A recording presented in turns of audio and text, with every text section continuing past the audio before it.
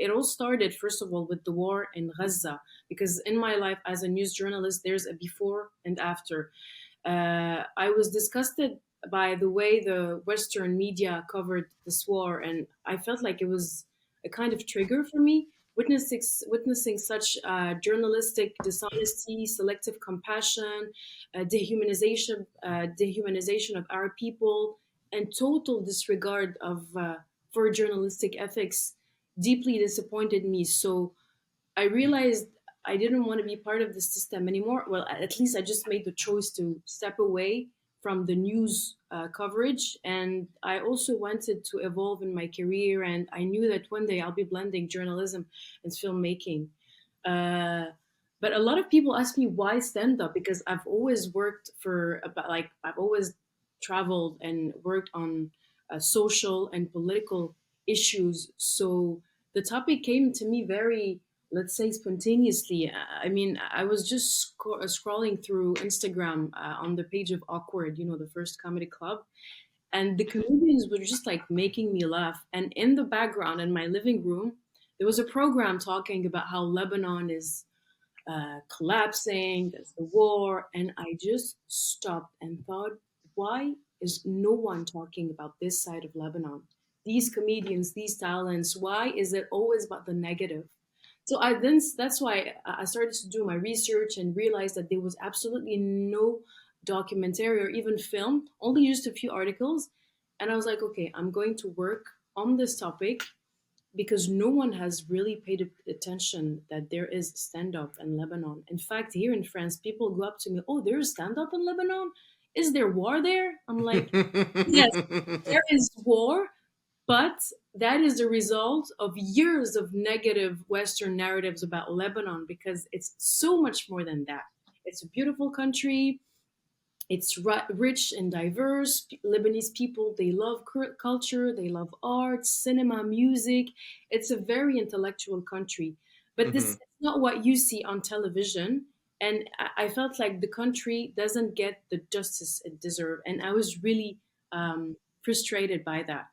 So I was like, okay, I'm going to work on it on my way and show a more intimate side of Lebanon and give the Lebanese people the chance to speak for themselves about their country and their arts. That's incredible, Mona. Saeed, before you continue, because I can see your mouth is open and you're breathing. But no, I think it's I'll throw a tantrum, truly Ali. incredible and amazing that you, because you're let's say well traveled, you live in France, you've lived in the Emirates, you've lived in Lebanon, and for you to come back to Lebanon, from what I understand, just for this documentary, to Yeah, produce it and make it yeah. during wartime is incredibly brave. This kind of, I think, saved my life because I was at a point where I was in October, I think I was going in a very, very dark place because of everything that I was witnessing. I Hmm. was just like looking my colleagues here in France, just I'm sorry, but just saying bullshit. And I was like, okay, there is something wrong, and I need to work on something that has a meaning for me, for Lebanon, and for what I know from Lebanon. And even if it's just on a small scale, it could be a documentary of 15, 20, 40 minutes. I didn't know where I was going. The only thing that I knew is that I needed to work. I needed to bring something about Lebanon and about us as Arabs, as our talent, shed light on what deserves to be to be shown. And yeah, I mean, they have no idea how like these comedians they really helped me find a new path in my career. Amazing. Saeed? It is really cool. Yeah, I was saying it's like the Lebanese communities definitely are unique, especially since, like you were mentioning, that our one of our coping mechanisms is comedy. So I wanted to I wanted to ask as well, like from your perspective, while sitting down with these comedians, what was like a common trait you found amongst all of them? What was something that maybe kind of united them all in their style or their Ooh, conversations? good question, Saeed. I like it. Yes, I think they have no idea how strong and resilient they are, because they used to tell me a lot. I mean, ما في أمل بهالبلد. There's no hope in Hmm. this country. And I used to look at them and I was like, but you guys, you comedians are the hope in this country. And what really fascinated me is that going on stage and uh, making comedy, and the whole idea of stand up is their coping mechanism. It's a form of therapy. And this is what really resonated with me. And they all come from different backgrounds, they all have different experiences, but they all share one common thread. Stand up allows them to process and make sense of the trauma and the struggles they've been through in Lebanon. And trust me, it is so complicated to make people laugh in a country where it's sometimes not easy to laugh. So Hmm.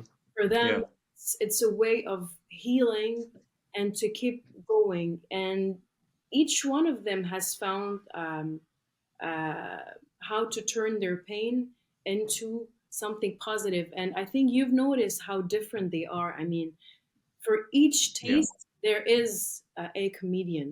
I mean, they all have different styles, and that's what I like about them, and that's what I think makes them super unique. Wow. Yeah, no, I agree with that. Like, for example, Shakir has that deadpan and like very like dark humor. Then you have John Ashar that's a bit more of the fun guy But kind of humor. John Yeah. Ashad is very dynamic in his storytelling. His humor is very accessible to all kind of audience. Stephanie Galbouni humor is quick-witted. She is so relatable. I mean, she's like a big sister. She Hmm. shares personal observations and anecdotes. Shakir Abu Abdullah's humor is very metaphorical. He has his own way of storytelling with satirical takes on the Lebanese culture and identity. You listen to him, you don't see it coming, and then boom, there's the punchline. Yeah. Balbaki is a clever wordplay. He's very provocative and he's a good storyteller. And Wissam Kamal has a very great dark humor, and he's a social critic. So they have all different styles, they all have different rhythm and the way they bring their jokes, and they all choose different topics, uh, and they have so much to say. They have a lot to say. So what would be like the main message that's coming out of the Lebanese comedy field right now? Like what's that message that you were referring to? There's no specific message, but I mean, each comedian has, for example, Shakir Abu Abdullah. He enjoys writing about traditions, Arab traditions, religion. Hmm. Um, Stephanie is more about the everyday life. She writes about anecdotes women and men can relate. Wissam Kamal is a very social, is a very good critique of the society, what to do, what not to do. And John just blends all these topics. So there's not a message, but there is a need to express, they need to express themselves, and they do it on stage. Hmm. And it's a way to open up debates with the audience, to provoke them, to shock them a little bit. Yeah. So there are a lot of topics that people do not bring up on TV or in everyday life. And they just go on stage, they're unfiltered, and they just, boom, they just talk about it. It's very audacious, it's bold. I mean, that's great insight that you have because you also got to spend time with them.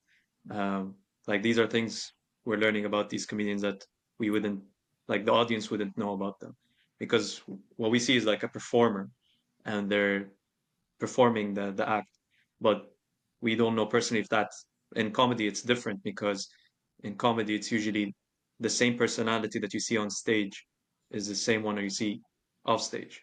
Thank you for And thank you for just speaking about that, because making the documentary about the comedians was also to a way to humanize them for an audience that mhm. emphasizes them a lot, thinking they're just like, clowns going on stage. That's not the case at all. They're Yeah. so honestly, because like a lot of people say, "Yeah, شو هالهبل هيدا?" It's not habal. These people, they write their jokes. Everything is almost calculated. Everything is thought through. It's very hard to make an audience laugh, trust me. But they have to give the impression that it's effortless, and that when in fact writing jokes is a whole process. There's a premise, and I was like, oh, okay, it's Mhm. just writing a joke and going on stage. So I wanted them to talk about topics that all Lebanese people and all people all over the world can relate, so that at the end these comedians go through exactly the same things we go through. They're not just funny people, they're engaged, they're smart people who have something to say. And as I said before, sometimes going on stage, they say stuff that can shock, provoke, or even upset, but it opens up a conversation at the end of the day. And I think the people who go watch uh, these comedians in awkward comedy show, they want to be challenged, because comedians are unfiltered. I mean, when you go there, it's a different vocabulary. It's يعني جو. It's a different atmosphere. It's Hmm. amazing. Really. I'm really happy and proud that we have these kind of platforms in Lebanon, because you Yeah. won't find them in other Arab countries. So we're doing a great job. Which makes it so unique. And one of the beautiful things about Awkwards, before you go in the show, there's a huge sign that says, "Do not heckle. If you're easily offended, the show's not for you." Absolutely. I mean, comedians go up there as if like we're just sitting in the living room, chatting and talking with friends. I mean, uh, that's why I'm saying it's unfiltered. And some people I saw in the audience were like, "Oh, Shuaib, walau." I mean, no, not me, walau. They're really like bringing up like political. They speak about everything, like everything, and that aren't discussed on TV. Hmm. So comedians have this ability to de-dramatize and at the same time raise awareness. So, and as Stephanie said in the documentary, there are like 18 communities in Lebanon, and they all come to watch them. So, Hmm. you just put a seed and it grows. Wow. And I've noticed that Stephanie seems to be have played a big part of like your observations and in your documentary. And you also mentioned that she's like an older sister to you. I mean, What's I what's she that relationship like? she I mean she's like the big sister that we I don't have a big sister, but like I mean she's like her stories, they're super relatable. She Hmm. talks about relationship with guys, Hmm. how women, I mean, we have this like pressure, social pressure on our shoulders to look that way, to be that way. um Hmm. so, and plus she was the only woman in the documentary, because Yeah. I contacted other comedians, but they were not available while I was in Lebanon to film. So yes, and she has so much to say. I mean, the interview we did was like almost like 2 hours, 2 hours and a half. And then she was like, "Is it over?" I'm like, "Yeah." I'm like, Wow. we discussed so much, and as a journalist, I need to make them feel. I need to create a connection. I need them to trust me in order to be able to open up and to speak about uh, issues, and not to be, you know, uh, just being Cage them. yeah, no, just being in this communication role, just be Hmm. yourself. Hmm. They were totally themselves. But before that, I had to spend time with them, speak with them, and at the end of the day, when I was with them um, uh, in the backstage, they just didn't see me anymore because خلاص يعني they just got used to it. They got used to me, and I was just like, observing them, taking notes, and Mhm. the aim was to be invisible at the end of the day, so they can be as natural, like supernatural, and that nothing is staged. Or even the joke at one point, there's a joke Hassan Mohammed Balbaki and Wissam Kamal on the table. He's like, bad cop. Mhm. Yeah. This was absolutely not staged. I mean, they were just like talking, and we're like we were just filming them, and this just came very spontaneously. So, Hmm. so yeah, I Wow. remember that part. It was pretty like it was really funny how they were just like slightly roasting each other and just like throwing jokes around on the in the that's backstage, like all the and time. it was so natural. It was But hard to stay serious for them. yeah, Balbaki, I don't think he's ever serious sometimes. No, Um, very hard. He's very but sarcastic. but that's good. That's like his style, and it suits him. My question is, what was the process that you went through to get them to get used to you, to get them to trust you, and you know, just have you watching them, kind of like a creep, but in the from the background. I wouldn't say a creep. I would say an observer. The thing is, That's fine. If you want to make it sound less legal, like less illegal, that's fine. no. The thing is that I think that it just comes with experience and with time. I mean, I've been in very rough fields doing interviews with people, like with refugees, with people living in tents, uh, Yeah, etc., with people going through very hard situations. So, there's a moment where you have to be half half. You have to be a journalist, but at the same time, you have to be a human, and yeah. you have to seek for a connection, and you have to um, like show the other person that there's a real meaning why you're interviewing them. Like before getting even meeting them, I knew already a lot about them because I've done a lot of research. I've asked a lot of people around. Mhm. I did this like work of investigation. So I don't come up with my camera and go like, okay, I'm gonna ask you questions. No, I really try to um, make it seem like we're just like sitting and having a conversation. I ask my camera man or my camera woman to be as discreet as possible, to create like a kind of intimate discussion, and it just comes up like that. I mean, with Wissam Kamal, we started the interview, and he was like, "Oh, خلصنا, we're done." He was like, "You didn't tell me we started." I was like, "That's the point.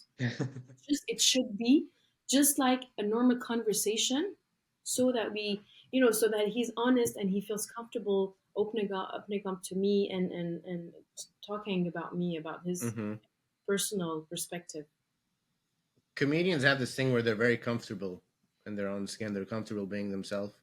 That's what makes them unique personalities, is that they're fully themselves. They're not trying to copy other people. They just embrace who they are and they express it with all the weirdness and uniqueness. And I Yes, totally got that from your but documentary. some of them were kind of okay. What should I say? Well, am I okay saying that? So at first it was, some found that it was, oh, I'm not at my place. I shouldn't be talking to you. Like, Mm-hmm. Anna, who am I?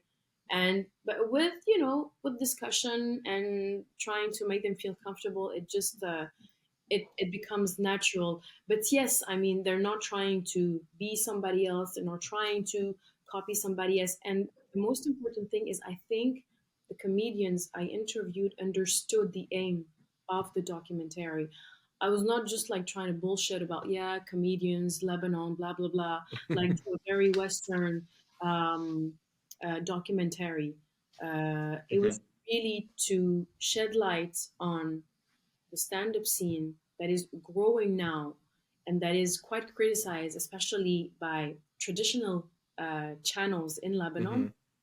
Um, and also to give another perspective of Lebanon, and not having always this very dramatic tone that we have concerning Lebanese documentaries. So I think Hmm. I enjoyed talking about the stand-up scene, why it's a coping mechanism for them, and why they they have the need to go on stage. And I think when they approved the idea of the documentary, I think and no, they were like, okay, let's go for that. I want to talk about that. I want to open up. Well, can I ask, Mona, was this documentary a way for you to um get that healing for yourself? You know, you were talking about how frustrated you were in the beginning about the media, and then you had to go and express yourself in Lebanon, and how these comedians are using their comedy as resilience. Was this film in itself an act of resilience I for think you? it was because I was going through a very hard time with everything that happened in Gaza in October and in Lebanon at the same time. And I needed to show what is Lebanon. I mean, it could sound super cheesy and cliche, but like I just didn't want to be a part of the news industry anymore, and I Mm-hmm. needed to speak about Lebanon the way I see it. As you notice, there are a lot of landscapes. There's a lot of nature in the movie because I wanted to um, show the epic uh, landscapes, nature that we have, to show as well that we're not just numbers, we're not just war, we're not just bombs, we're not just all this Western narrative, but we're also people with talent, people resilient. Sometimes we just do not have the choice. We have to be resilient. We just don't want to be super strong and super resilient. But I mean, I just couldn't stand watching all this negative coverage about our country. And don't get me wrong, there are a lot of stuff that needs to change in Lebanon and in Mm-hmm. the region. But let's not reduce us to only this. Mm-hmm. There's the war. There's a lot of things that needs to change in Lebanon, need to improve. But we're not only uh, that war and all this negative stuff that you can see on television. And That's it, true. Oh, go ahead, Ali. Didn't oh, mean I to was interrupt. gonna say that the news coverage is trying to paint Lebanon as some kind of, weird war city that is a hub for bad people. And then at the same time, you have foreign countries trying to literally destroy our country and Yeah, take our land and try to erase our identity and try to make Lebanon non existent. yeah, Versus you're out here expressing yourself saying, hey, Lebanon is here, Lebanon is real, and we're unique, and we have our own beautiful world of comedy and art yeah, and film, absolutely. and we create while others are trying to destroy. You're building and you're creating, and I Yeah, think that's the most beautiful thing anyone can do during this time. thank you. Yes, because I mean, we also um, as well how freedom of speech is a myth in Western countries, and I mean, comedians talk about it, by the way. I mean, we're doing better than other Arab countries. I think we can do even more. But we notice that in Western countries now, we can talk about anything except certain topics. We can support everyone except Palestine or Lebanon, and there's a real hypocrisy. Although Um, that's changing quite a bit nowadays. it's Yeah. changing quite a bit, but I mean, in France, it's not really Mm. changing. I guess maybe in Europe. First, because the media isn't doing their job fairly, there's clear bias. And I think as Arabs, we need to tell our stories. So, in order not to let the other Mm-hmm. in our place, and it's very important that us as Arabs, as Lebanese, uh, take our stories, take our heritage, and talk about it. And that's why I was like, okay, my place is not here right now. My place is to go back to Lebanon, speak, let Lebanese speak for themselves instead of, you know, letting anyone else Hmm. from the Western world talk in our place, because I think there's a kind of fetishism when it comes to Arabs, especially when it's about women. So I thought it was very important to acknowledge my heritage, my story, my country, and let the Lebanese people talk about Lebanon, not leave anyone else talk about it, just like they're doing right now. Yeah, and since since everyone can also relate to just the Lebanese scene of comedy. Okay, wait, let me phrase that properly. It's not what I meant. Everyone can relate to comedy, and it seems like when you're sitting, when you're sitting and watching a good comedian do their performance, it's like all sects and all divisions and all the things that separate people just is out the window. It's kind of like left behind. Now, obviously, some people might have like their prejudices and might want to voice their opinions, but most of the time, even though some of these comedians are talking about like sensitive topics or at least on the edge of it, it feels like most, at least 80% of the audience is actually united and like they're all relating. And that's something, in my opinion, in Lebanon is most of the time lacking. That's true, and I think that even people who disagree, they come back. They come back because you put a seed, you provoke them, you upset them sometimes, and I think They like it. we need no, but we need it's maybe, but I think we need to get provoked and challenged a little bit because, um, I mean, there's a cultural brainwash for some, and I think to Yeah. provoke them a little bit will open up their critical thinking. And I think we deeply need that, especially that our generation is very different from our parents' generation. Hmm. Uh, Yeah. we want to know more, we want to be united, and we want a political system that looks like us.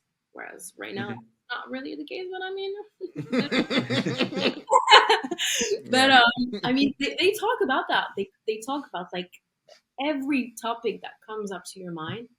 I mean, you have it, and there's Yeah. smart. There's so many punchlines. It's dynamic. Yeah.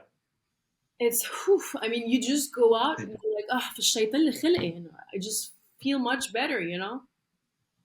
It's kind of like talk therapy, but not necessarily with an expert.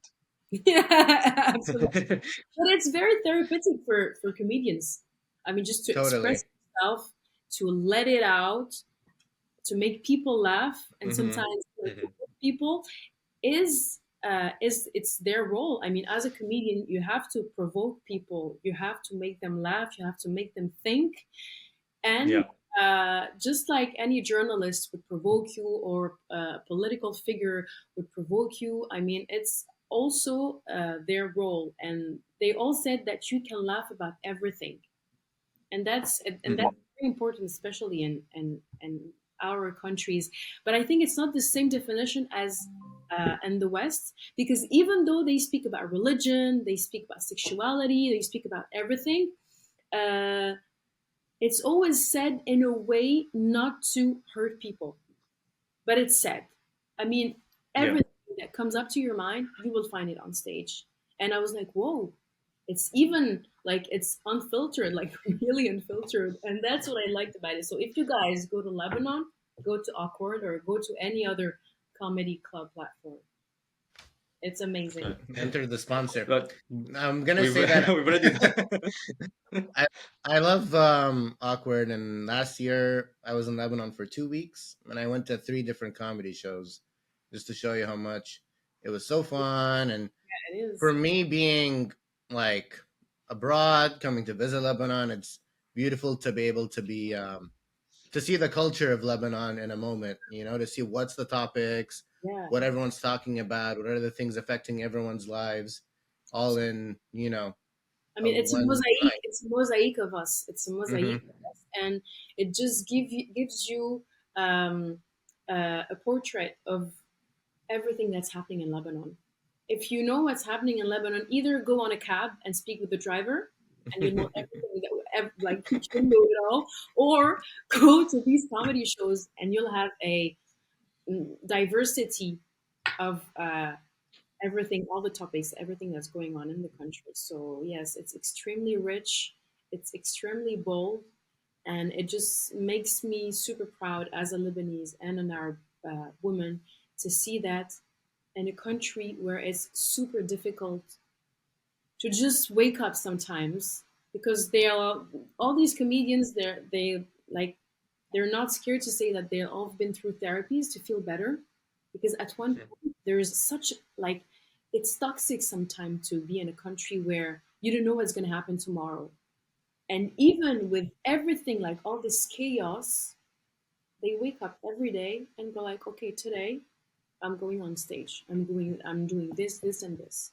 It takes a lot because they're not doing it in a, let's say, normal country where like everything is safe and everything is done, everything, you have your civil rights, and there's, I mean, it's different than being a comedian, and they speak about their struggles and how sometimes it's tough to speak about this topic or just like to make a living with just being comedians.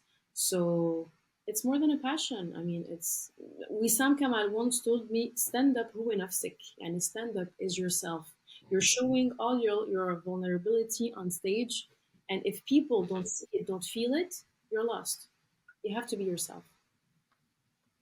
It sounds also that you're really passionate about it. So would you consider doing stand-up yourself? Oh hell no. No, because Nice one. you guys, I went to open mics, and open mics, anyone can go on stage. You can go on stage, I Mhm. mean, anyone. And Yeah. I was stressed for these people who were going to go on stage, and when it was not funny, I was like, please guys, laugh, give them some support, because oh my god, it is so hard. Like some people used to go on stage and no one was laughing, but they were trying new material. That's and sometimes even the comedians do it. Like they have like sessions with new Mhm. material, and people Yeah. come. Sometimes it's funny, sometimes it's not funny, but it takes a lot to do it. I mean, I'm like, chapeau, guys. I want to be able to do it. So and what I noticed as well is that in these open mics, everyone, it's Mr. and Mrs. Everybody who goes there. There was a Mhm. bank, there were employees from bank coming there. There were waiters. There was a doctor. And I was like, okay, all these guys are going on stage. And I asked the guy, "Like, "Shou jabak lahon? What are you doing here?" He was like, honestly, I'm not super funny, but I just feel good expressing myself. I'm just trying. I'm bored of my job, and I'm just trying something new. So I really noticed that these open mics and comedy that became accessible to everyone, not only on TV, has become very therapeutic to people who maybe didn't choose their work field, but at least on stage, they choose what they can talk about. And it gives them, it resonates with them, it gives them a new meaning, a new purpose. And I was like, whoa, okay, that's interesting as well. Because I mean, anyone can go on these open mics. You guys can try it. Inshallah. Yeah. Inshallah. I want to hear some stories about the making of your film, and then also how did you pick the jokes that were gonna be in the film? Because some, obviously, jokes are comedians' material, and how do you know which ones are okay to post in a documentary? Honestly, I tried to pick jokes that were easily understandable internationally, because jokes are very much tied to anyone's culture. So I needed to be as much like as open as possible. For example, the joke, Shakir Bou Abdullah's joke. I mean, even if you don't understand Arabic, because sometimes in your culture there are codes with jokes. So Hmm. I needed something that was, easily understandable. And even in the audience, when I did some screenings, people were laughing because they understood the joke, even if it was just by reading the subtitles. So Yeah. I couldn't. pick jokes that were very local, let's say, because people Mm-hmm. wouldn't understand. Mm-hmm. So yeah, for almost all the comedians, I try to like, for example, Wissam Kamal's joke about the airlines. I mean, people were just laughing in the audience. Mm-hmm. It's very relatable, you know. That one is definitely one of the best ones I've ever heard. Like that was too good. Wissam Kamal. نداء أخير Yeah, نداء أخير أبو شرموط. Oh my god, but that was too I good. know my heart. It's amazing. So that's the jokes. That were very accessible to everyone and not tied to codes or to local references, so people could understand. Yeah, it's like painting a picture of like that scenario because when he did the voice as well, that literally it takes you to the airport. You're sitting in that chair and then you just hear the intercom going off, and you're like, that's the same voice. Literally, it's always the same lady, and it's this annoying noise. So it's like I think that's the skill of the storytelling of a comedian. It's just that they're able to paint a picture with their words in such a way that it's short, quick, but at the same time so clear. And even Hamad Balbaki, his joke about Ferouz, when I heard it, I was like, Mm-hmm. oh my God, he's so right. What is this music? Like, I've been singing it forever, and I just realized that, okay, في شي غلط يعني, there's something wrong. And everyone was laughing at this joke, and they don't know Ferouz, but they understood it. And that's also the power of comedy, that sometimes anyone can understand it. It feels like they would be because they're so good at communication.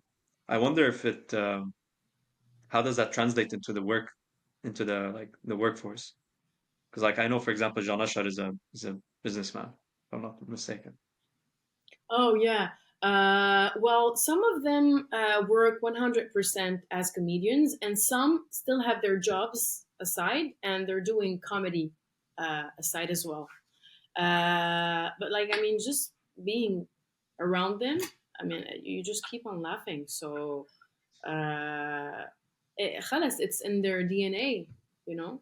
Comedy is in their DNA, and they once told me something, and I was like, wow, that's very smart. They told me, tragedy leads to comedy. Mm. If Mm, if your life is like all smooth and nice, what do you have to say? You have to be yeah, like, you have to have scars, or you have to go through uh, things like hard stuff, uh, to be able to create something. it's not funny if it's not dramatic. Yeah, Yeah, that's yeah, and yeah, and unfortunately, simple. that's what even Stephanie told me. It's that we need to laugh even more, and because we are in a shitty context, because we are in a shitty situation, we hold on to Yeah, this. So for some people, painting or writing or singing is a form of therapy, but for these comedians, going up on stage and expressing themselves is their coping mechanism. completely relatable. I agree. Ali, it seems like you are jumping for a question. Oh no, I Mona. will I'm back just off. wondering. I mean, I feel like I want all my friends and family to watch this documentary. When's it gonna be accessible to the world? For now, since like the movie is very recent, like the screenings have started in September, no, even like October, November only. I've sent it to many festivals, even in the USA. Hmm. So hopefully there will be screenings in the USA. Where do you live? Los Angeles. Oh, Hmm. LA. Okay, I think I've sent it to a screening, like to a festival there. But I wanted to go. I wanted to go to many festivals as possible, and then Mhm. I think I'll put it online so people can watch it. Of course, What about in London here? Where? I've sent it as well. If you guys have like any like NGOs or cultural centers that you have in mind that is looking uh, for documentaries to be screened, like just hit me with a message, because there are a lot of here, for example, in Paris, there are a lot of independent theaters who want to have documentaries coming from independent filmmakers. So Mhm. if you have, there's also Institute of the Arab World, for example, here in Paris. يعني إذا في هيك إشياء هونيك as well, just let me know. You guys would know better than me. Yeah, perfect. You got it. And if someone's We'll do our listening, best. you can DM Yes. us or DM Mona directly. How about that? Yeah. Okay. Yes, Mona, I wish you continue your journey in filmmaking and documentary. This one was a great documentary film, but I would love to see so many different stories about, especially about Lebanon. There's so many untold stories and such a They rich are, history yes. and culture and Yes. so much that I wish you know, I You know have part. no idea. You have no idea how Lebanon is. Like, there is so much to say, as you said. There are so Mhm, much stories. I mean, when I was living there, الشغل ما كان يخلص يعني. mhm. There was work all the time, all the time. And yes, I hope that the movie will continue to spark conversations about Lebanon's rich culture, its people's resilience, um, and everything that we have, because our country is rich of topics. Totally. That's true. And especially with the name, the resilience of the puppies. My final question is this. I really want to know this. I probably you've been asked this question at the beginning of the interview. We chose to do a bit of reverse psychology. But شو خص puppies? It's I do explain at the beginning of the film that in our poetry, in Arab literature, the poppy symbolizes resilience, um, and especially in Palestine as well. Yani it's a very symbolic flower, and I wanted a title with something that grows, something that stands. So Yeah. I thought of a seed, and I was like, putting a seed in a title is not beautiful. And I started to do some research, and I realized that this flower grows Hmm. all seasons, and it stands no matter, like, if there's rain, if there's snow. So it was a metaphor, as if like all Lebanese were puppies, and no matter what, they stand still and they're resilient. So it's a metaphor, because even in Palestinian culture في الwatermelon في الكوفية، بس Yeah. البوبي كمان عندها محل يعني كتير كتير important. So it was a way to create a kind of title that is original, and that people would be like, why the puppy? And uh, then you explain the puppy, and you see the puppy all around, like during the whole movie you see puppies, as if I'm like trying to make a recall, guys. Puppy, resilience, resilience.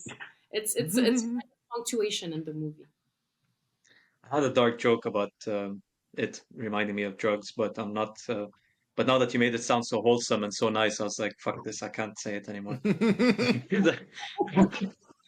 I was like, It's, "Ah, shit!"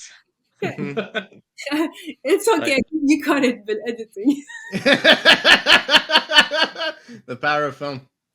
Um, like it's felt, it's ruined. Can't. what's the, As you wish.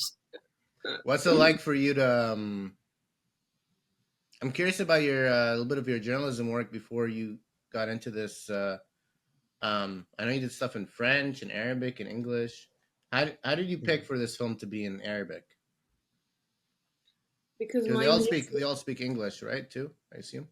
Yeah. yes, but as I said, I needed to take back what is mine and speak in my language, which is Arabic. That's why I told all the comedians, please, you guys, speak in Arabic only, because in the translation, the subtitles, it will be easier to like put it either in English or either in French. Mm. But I wanted to. There's also I also wanted to put the light on our identity as Arabs. يعني إنه نحن we are Lebanese, we're Arabs, and Arabic is our language. So let's speak in Arabic. I mean, there's this kind of identity, and I guess a lot of journalists living abroad maybe uh, wanted to embrace even more our Arab culture, our heritage, our identity. And last year, I mean, I was like, it's even more important for us today to speak our language, understand our language, and speak about us in our language. So that's why I thought it was important to make it in Arabic, whereas like all the comedians, they speak English, they speak French even, but it's not meant to be a documentary for the West. It's Mm. meant to be a documentary for us Arabs and the world around. So people can get to know us through us. Mhm.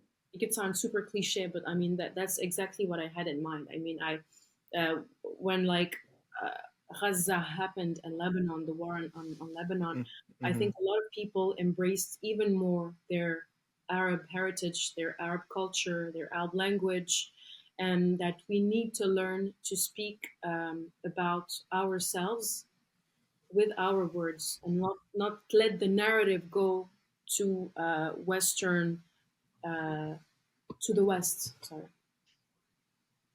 من حمود انت فخر العرب خلص يعني هو اخذت يعني عم جمال جرب عبد الناصر on a small scale خيي we're trying to do as much as we can يعني بس لأنه even for it to produce the documentary it was super tough because I went to media production companies and I told them about the story. I pitched the story and they were like, yeah that's very interesting. It's cute, but why don't you go in the South film about, the war?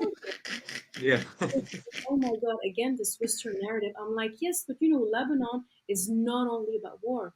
It's such a diverse country, such a rich country. And then I yeah understood that, well, I will have to finance this by myself. Mhm. And it's exactly what happened. I mean, the producer, we have, there are two producers in the movie. It's my husband and I. Full stop. Because yeah he was like, we need to work on this and we need to do it because it's at a time where we need to speak for ourselves. We need to like take back what's ours.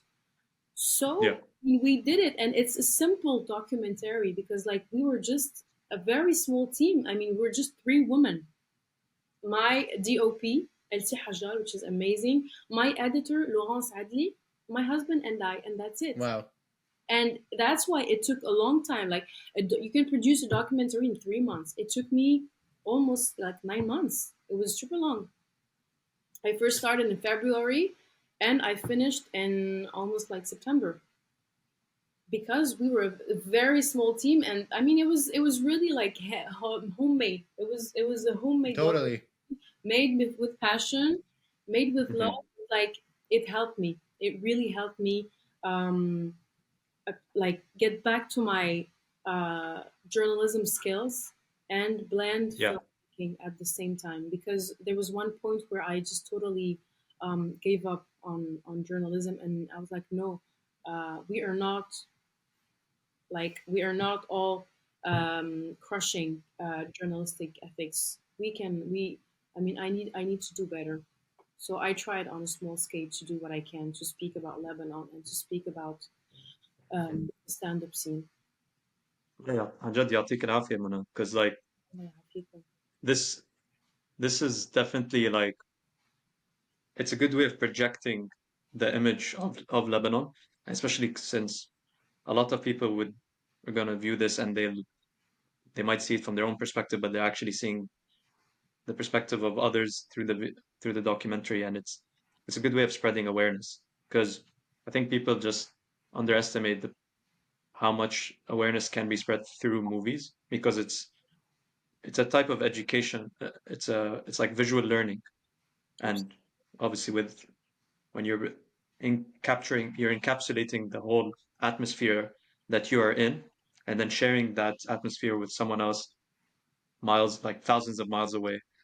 And it's like if they really listen and put attention to it, they will also see that perspective that you're sharing, Yeah, and which is not an easy thing.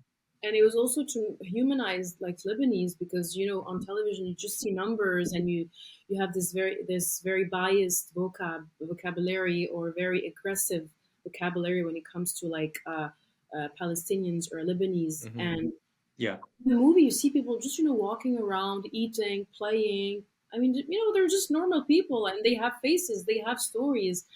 So yeah, it was really to shed the light on our country, the beauty that we have, the beautiful landscapes, the people, the resilience, and the talents that we have in our country. And this is just like 1% of what we have. There's so much more. That's so inspiring, Amazing. Mona. Yeah. Can't wait to see what's next. Really, I hope you really continue on your journey, and Mhm. we'll stay watching. Yeah, sure, Fine. guys. I will let you know if there's anything. But yeah, I'm still working hard on this path, and I think I will keep on going like that. Love that. We're here. We're waiting for the next documentary you're sending, whether it's about comedy or the South or whatever. هلا Doesn't بحكيكم matter. أكيد. Perfect, guys. Actually, Mana, where can people find you, and where can they access your movie once it's out? For now, it's still in festivals. There are screenings in Okay. festivals, and soon it will be online, I guess. Yeah. And you can follow me on social media to know like all the screenings, the dates, and when it's going to be in theaters. And social media, your handle is like your name, Mona Hammoud. Yeah, Mona.Hammoud1. Perfect. Guys, thank you for watching another episode of A2 the show. Um, thank you for watching. Mona Hammoud share all of her insight and knowledge. Mona, thank you for being on the show. It's a Thank you, lot of thank yous. guys. Um, we Mr. salute President. Mhm. we salute to cover the camera to end the show. If you want, Mona, you can join us. And peace. Yeah. Ciao, yalla. Ciao. Okay. Okay. Thanks.